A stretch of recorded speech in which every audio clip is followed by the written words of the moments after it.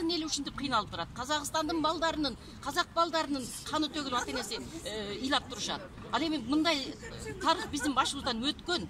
Biz bundan ötkönбүз, бирок biz сырттан армияны киргизбестен өзүбүз регулировать эткенбиз. Анан экинчи маселе, менин жүрөгүм аябай катуу өйгөн, ооруп жаткан жеримен туруп келдим ушул жерге. Эгерде бизде дагы нааразычылык болуп турат, бизде дагы ушундай бир абал болуп калса, бүгүнкү кабыл алынган чечим тарыхый прецедент болуп калат.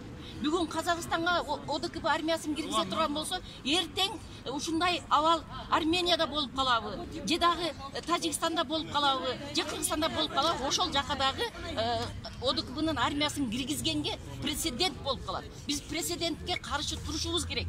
Башка армия, башка суверендүү мамлекетке кирбеши керек.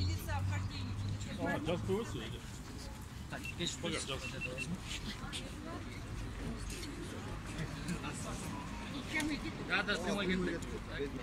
Чё он рахмат? Без этого это что-то сайт. Депутаты вот такие.